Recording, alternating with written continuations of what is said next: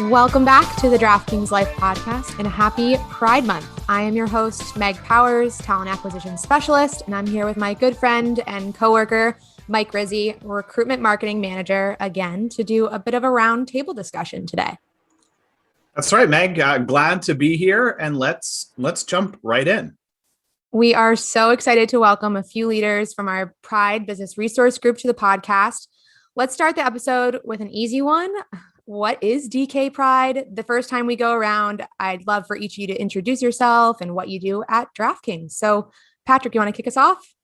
Hi, I'm Patrick Cleary. I'm a knowledge manager in the engineering department here at DraftKings. I'm also co-lead of DK Pride, which is our LGBTQ plus business resource group. And I'll pass it along to Liz Hare, my co-lead. Hi, I'm Liz Hare. I'm a senior software engineer in our casino product. I'm, as Patrick mentioned, one of the co-leads for the LGBT Pride group at DraftKings. I'm going to pass it off to Sabina. Hi, my name is Sabina. I'm Senior Recruitment Marketing Specialist, I think. I'm based out of Sofia, Bulgaria, and I primarily spend my time in DraftKings working with Mike. And I'll pass it by to JB. I'm JB Hruska. I'm the Senior Operations Manager for Global Product and Technology here at DraftKings. And I'm also on the Pride Business Resource Group. Awesome. Welcome, everybody. Thanks for the introductions, team. We have a couple questions put together. We wanted to really understand a little bit more about DK Pride and really the impact that the group has had on each of you. So I'm not sure who wants to kick it off, but talk to us about, the impact that the group has had on you as an individual, as an employee here at DraftKings. I can start. So when I was contacted by recruiting for DraftKings a few years ago, my first reaction was, oh no. I assumed that a sports related company would have a certain type of attitude towards people who are not necessarily all that into sports teams. I thought that it would be super straight, super male, and just a very difficult place for me to fit into. And so when I starting with my recruiter all the way through everybody I spoke to at DraftKings, I mentioned that I was always a part of some sort of employee resource group, business resource group, diversity group within that company, and that it was very important to me. And that was one of the things that brought me to DraftKings, was how much they embraced that. I've suggested recruiting events, employee events, speakers, seen other folks within DK Pride do the same, where we're able to do outreach to groups inside and outside of DraftKings in order to really have conversations about issues for the LGBTQ plus community, to talk about things that are happening in the world, and then just to allow our employees to thrive and bring our authentic selves to work. And I think that that's really impressive for a company who could very easily just ignore that sort of activity. A company like DraftKings could very easily get away with not doing all of the outreach and making all of the changes that we've made in order to make life better for all of our employees across the board. Yeah, Pat's really he has a really good speech about that. I feel like my experiences here are so much more. I've worked at a lot of different companies, so I think coming to DraftKings, I had a lot of the same expectations that Pat did, and certainly during my interview process, I got the chance to ask some of those questions and was sort of silently reassured by some of the folks I asked that, hey, actually, this isn't a place where you're just going to meet a bunch of bros and they're going to want to talk about sports and pound back some beers after work. It's more of it's a weird, nice home where everyone sort of gets along, and I've actually seen that in in process and in action here. I think a lot of the interactions with some of the managers that have been interested in attending Pride events or events for other business resource groups have really made me sort of start to believe in the culture of wanting to learn to be better at DraftKings, which is kind of wild. And I think that's sort of the power that BRGs bring to any company, but sort of how embraced they are at DraftKings really makes that sort of part of the core goal. It definitely creates a sense of community, which is great. Everybody can be a part of some and pop in here and there when they need support. And that's, I think, at the core, what we really wanted out of the BRGs. And it's awesome to see that it has made an impact on each of you. Sabina, I know that it was a pretty big year in Sofia with Sofia Pride. Can you talk a little bit about, your involvement with that and maybe describe ways in which DraftKings Pride has empowered and engaged, our employees or you specifically?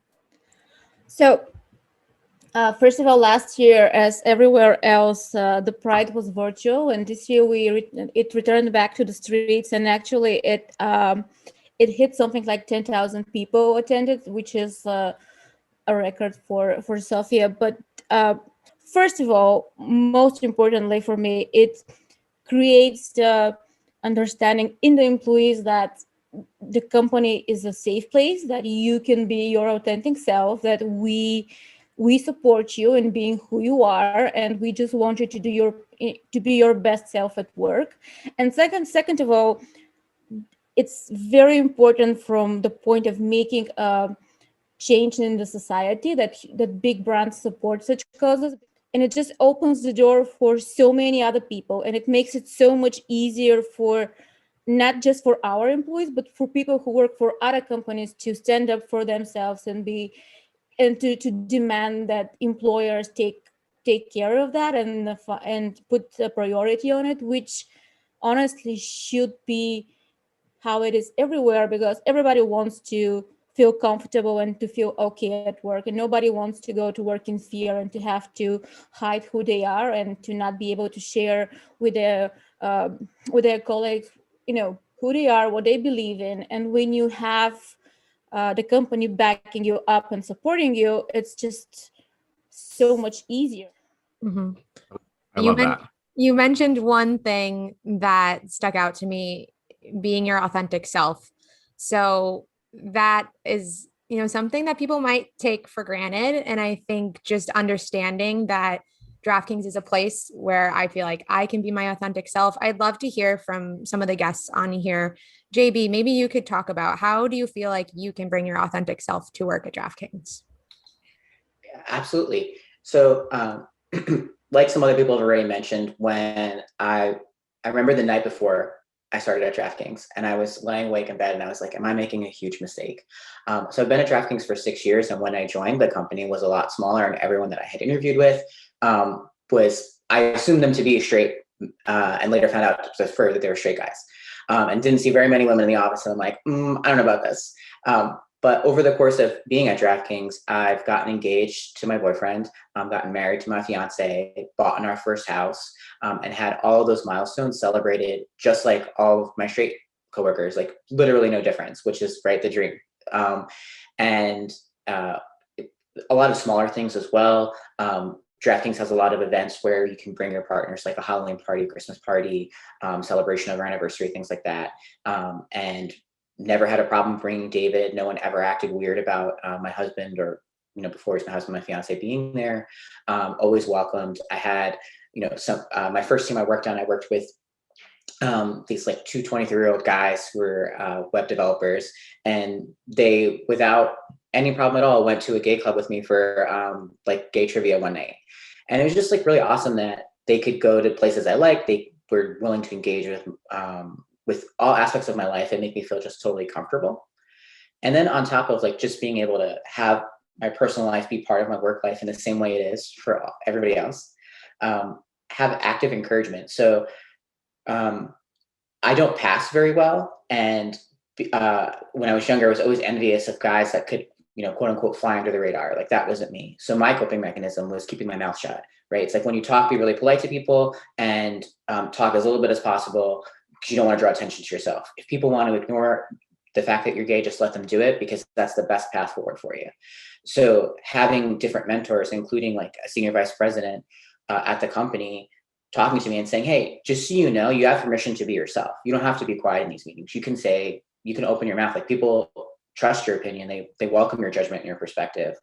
So it's not like DraftKings made me be quiet because I'm gay. That was my own baggage that I brought to DraftKings with, like everyone else brings. But the DraftKings and the leadership team has been specifically mindful of that and trying to help me just be the best version of myself that just happens to be gay. And for me, like that's what it means to be able to be my authentic self at work, that when I'm talking about my life, I don't have to censor it. And then when I'm actually doing my job, I have encouragement to make sure that my voice is heard, which isn't always easy for people who are in a minority group. I feel like a few congrats are in order there. I heard house, marriage, lots of things that I haven't seen you for. So congrats there. But I love that answer. And I feel like it's you've been here for so long. So you've seen so many awesome changes, which is great.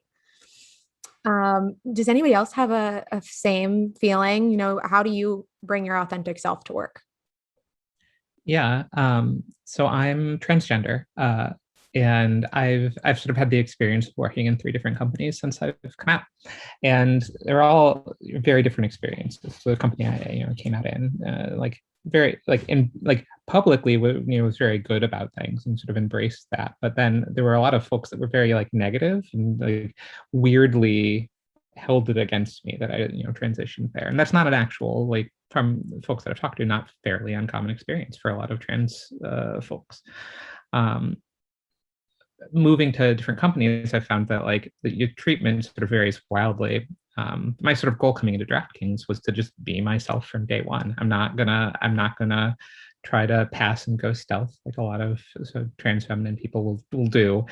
I just, I'm gonna exist. So I, exist as an open out trans person, and I've never sort of received even a weird look about that. I've never even received an odd question about that, which I think is an atypical experience for a lot of transgender folks, especially in our sort of recently charged political climate, sort of as it relates to trans folks sort of existing.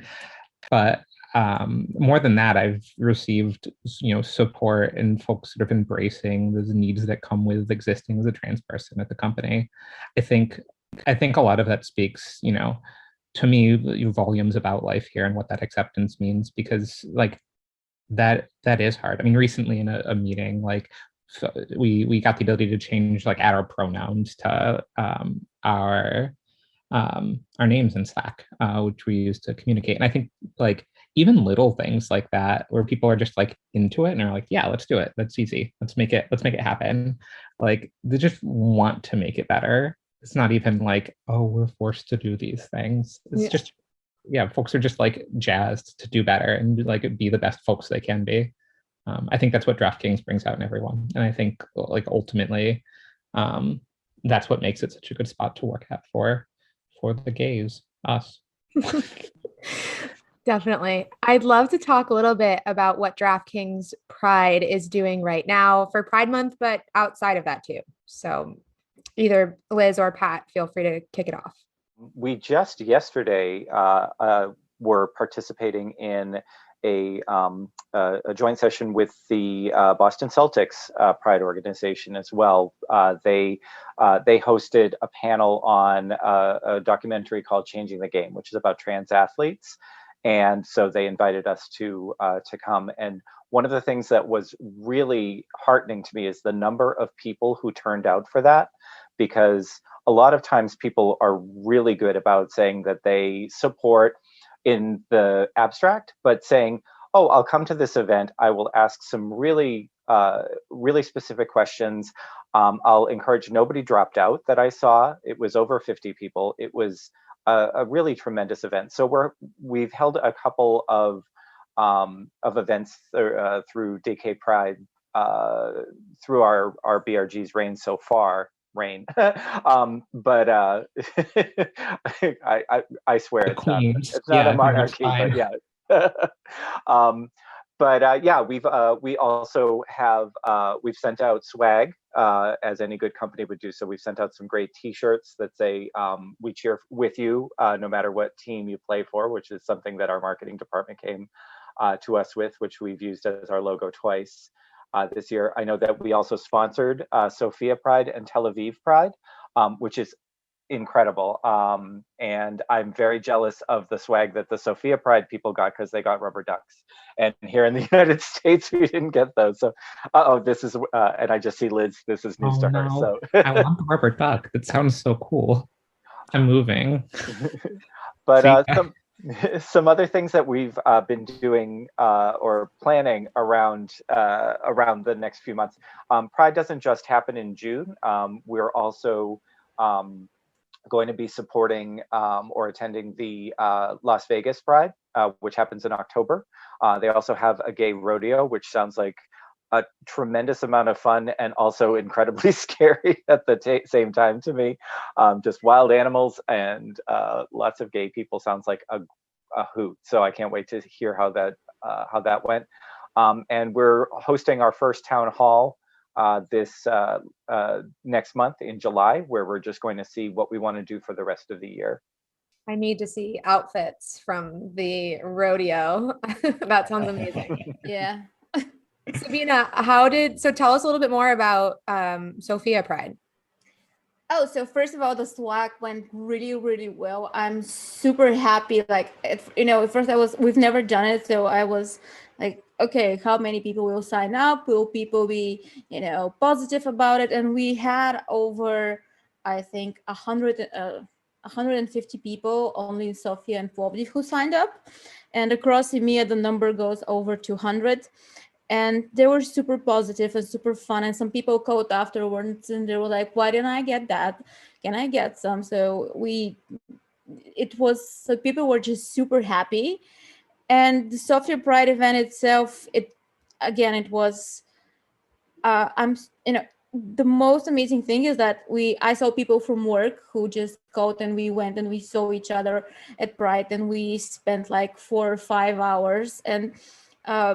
And of course, it rained. It's been raining like for 2 months here. So we spent like 4 hours under the rain, just cheering and singing. And it was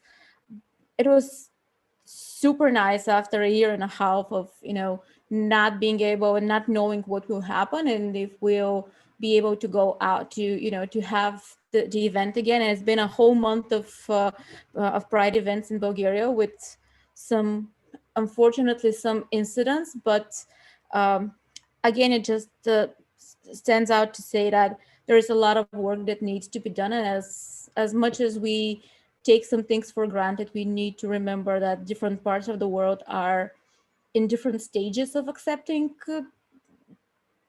every kind of topic, not just Pride. So every occasion that we have to make some kind of progress, we need to jump on it and just be very loud and proud about it.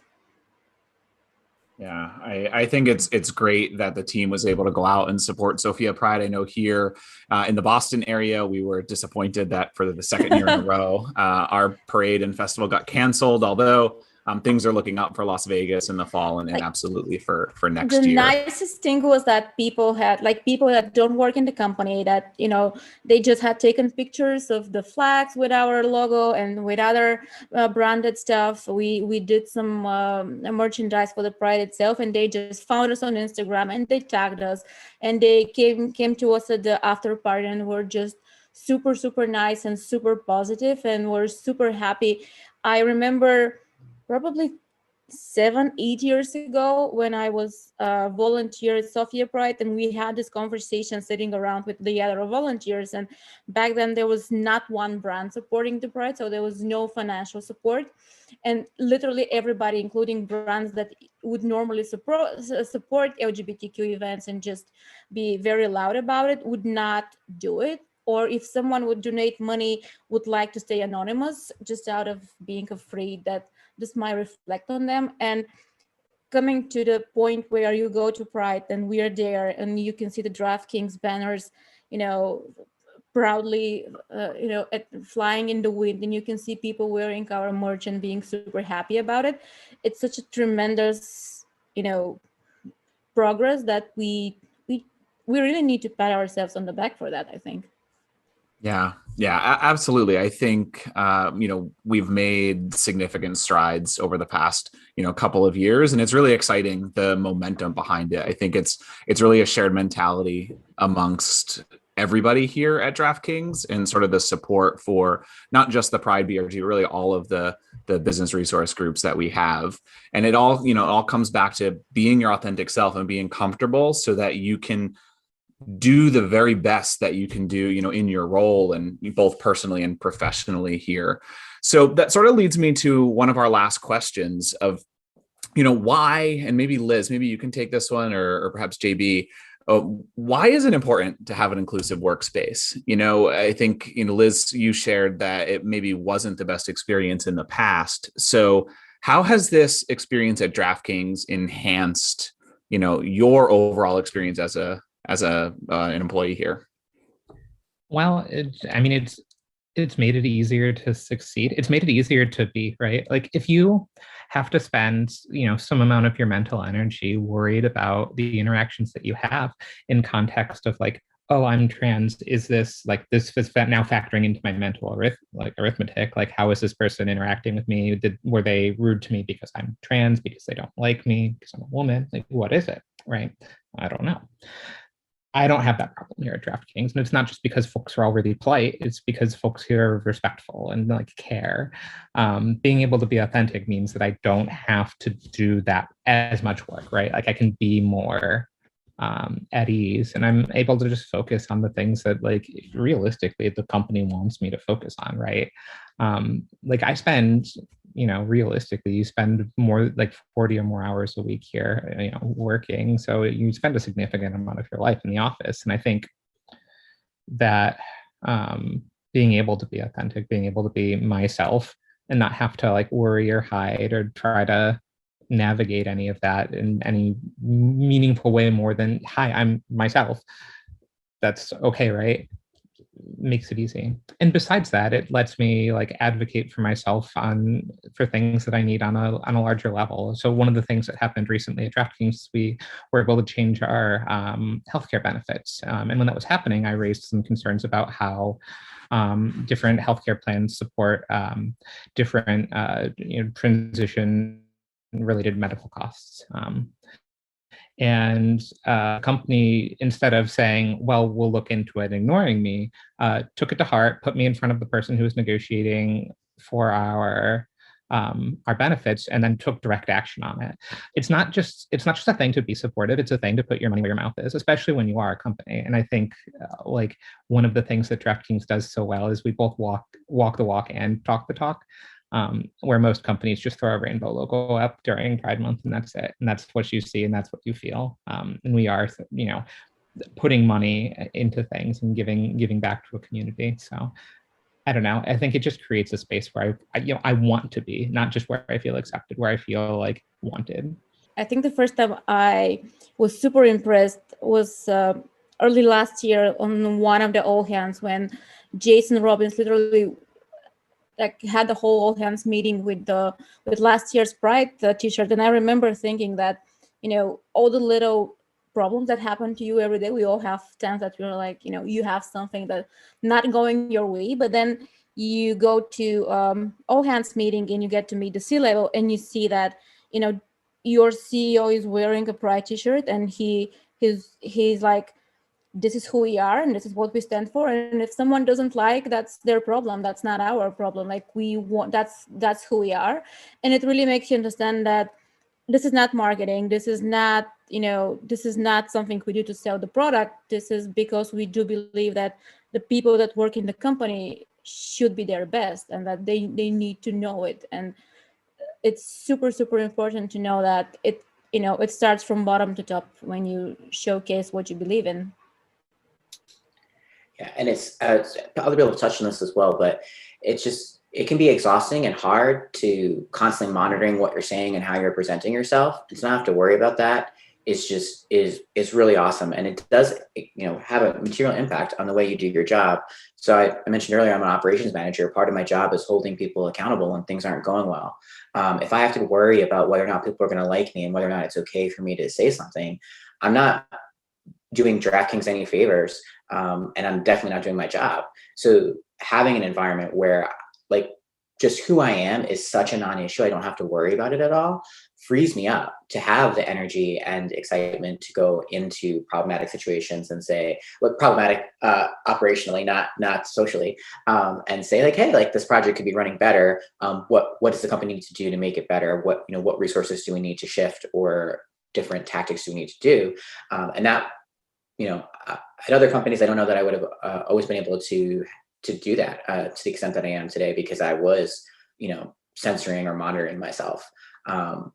And then like on a more fun note, just being able to go out and have fun with other people who identify like me. It was definitely not a formal DraftKings event, but a bunch of gay employees and I went and saw Love, Simon together. It was like 5:00 on a Tuesday. The theater was empty except for us. I have this distinct memory of when Jennifer Garner's character is giving the speech to her son about how it's okay that he's gay. I looked down the row and we were all like covered in tears, and it was just like this like shared emotional experience that was so awesome. And like just not only me being okay being out at work, but like having 10 other people who also were equally fine and had no problem all going to work after work one day and seeing this gay movie. It's just really awesome and validating in a really awesome way. Love that. Very great movie. Also, I think I also cried, but I cried everything. So, so thinking about your teams and how they're growing, candidates out there probably want to hear from leaders in this community and want to hear what advice you all have for a candidate looking to join DraftKings. So what would you say, Patrick, we can start with you. What would you say to a candidate that's looking to join?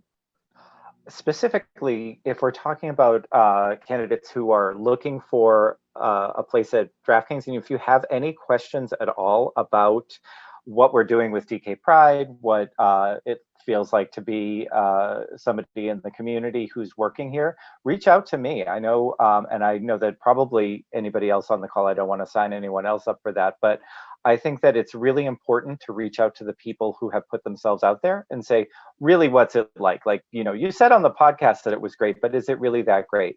I'm available on LinkedIn. And also, we are also working with Out in Tech now, which is a great new thing. They have a Slack channel that a lot of candidates in various companies that are looking for work reach out to. So you can reach out to me over there, or anybody at DraftKings. I have yet to meet anyone at DraftKings who's not willing to talk about what their experience is like. So yeah, just reach out and find out if it's right for you, because we're under as much scrutiny from candidates as we will scrutinize you as a candidate. And just to add to that too, like if you are in the interview process and you wanted to talk to anybody about anything related to any of our business resource groups, including Pride, just ask your recruiter. Let them know, hey, it's really important to me that I get to talk to somebody who's on the women's resource group, Shades, or Pride, and they'll connect you. Just like Patrick, you can feel free to contact me directly, but if you wanted to do it as part of your process, or you didn't think to do it, or you didn't remember how to spell my name or anything like that, just ask your recruiter and they'll help you. And that's something that's totally fair to do. I think a lot of times, people just think of the interview as one way, and it really should be a two-way conversation at DraftKings and everywhere else. And part of that being a two-way conversation, at least at DraftKings, is that we can, we will find, it may not be part of your interview day, but we will get in touch with you and have the conversations that are important to you. Definitely. Liz, any advice for candidates looking to join? Do it. Really, just come and be yourself. Like DraftKings really values a wealth of different experiences, opinions, ways to be. It's what helps us be better. It's what helps us exist. We're a worldwide company now. We're an international company. We're huge. Having all of those different viewpoints is a boon and a benefit for us. And we'd love to have you. So, advocate for yourself, take care of yourself. And as long as you're advocating for yourself, like once you're here, DraftKings will take care of you and we'll make sure that you're supported to the best of their ability. And I really honestly believe that. I'm not being paid extra for this. Sabina, how about you? Coming from the point of view where I work mostly with the candidates in EMEA, I'd say that don't go by everybody's bias that tech is a very male predominant industry. Tech is what you make out of it. And tech is probably the one industry where you can be whoever you want to be. And it really comes up to your abilities and how much you want to develop and grow. So if you just ask us, just ping us. And I also, as Patrick said, I don't think there will be anyone in the company that you approach on LinkedIn or on our DraftKings Life social channels that would not support you in the process of finding your place in the company. And I think you enjoy the process. I've never heard anyone not like the process with us. And it's just do it.